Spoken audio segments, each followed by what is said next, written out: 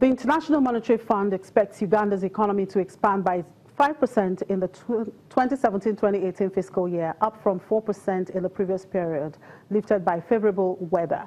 The East African economy is Africa's biggest coffee exporter, followed by Ethiopia, and also cultivates a range of other agricultural commodities, including tea, cocoa, and tobacco.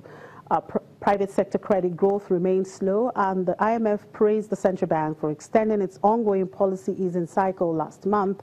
The central bank cut its benchmark policy rate by 50 basis points to 9.5%. It was the first time the bank had lowered the rate to below the psychologically important level of 10% since the country introduced an inflation-targeted monetary policy in 2011. Now, in the recently released Ease of Doing Business report by the World Bank titled Doing Business 2018, Reforming to Create Jobs, Nigeria ranked 145th position out of 190 countries, and many believe this is a big jump for Nigeria.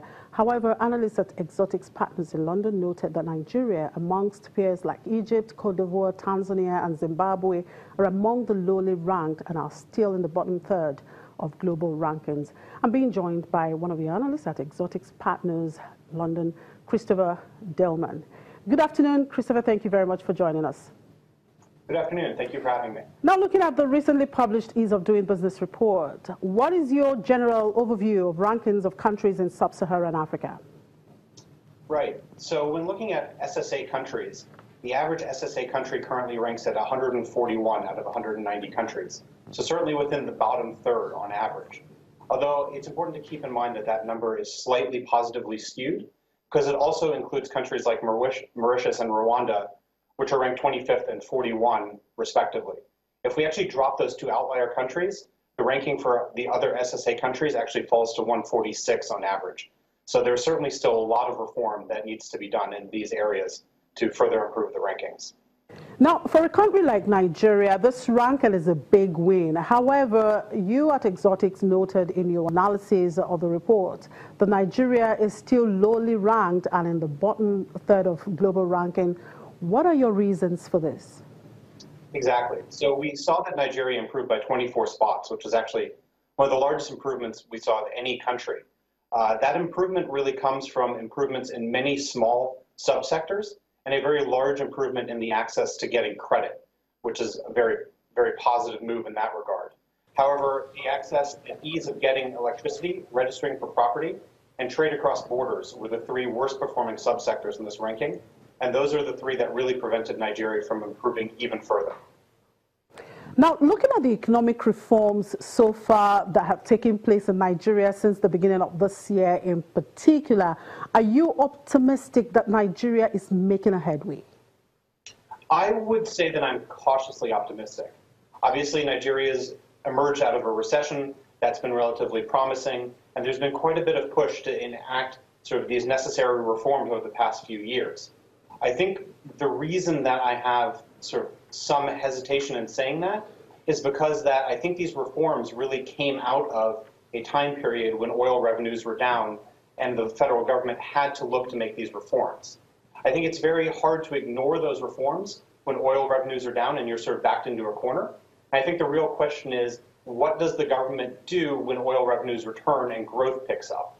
I think in that situation, it's very easy to ignore those reforms. So the question is, has the government really decided to make the commitment to these reforms over the long run? I think that's what we're all hoping for. And so what are the major drags that you see in all of these? Right. So I would say there are a few. I mean, as we discussed before, there's still a lot of room to improve on these reforms and rise in the doing business rankings. But of course, I think it's important to keep in mind that the Doing Business report really only looks at how easy it is to do business in a country based on the laws and policies and regulations in place, but it doesn't actually look at the true cost of doing business or even the profitability of doing business in a given country. For example, if we look at Nigeria, intra-country transportation is extremely high because of the lack of infrastructure.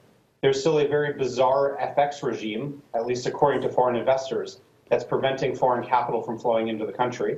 And I think there's still been a big squeeze on private sector credit. I think this is really coming out of a sort of form of government crowding out because of high domestic rates. I mentioned earlier that one of the big reasons that Nigeria improved in this year's ranking was because of the ease of getting credit. The problem is only because the policies are now in place to actually access the credit doesn't mean that there's suddenly more liquidity and credit has become available. I think there's still been a big squeeze on private firms and individuals accessing that credit, which has certainly hurt business startups and growth in general. So all that needs to improve in earnest. Well, thank you very much for your thoughts there, Christopher Dillman. Of course, Christopher Thank Dillman. You so much for having me.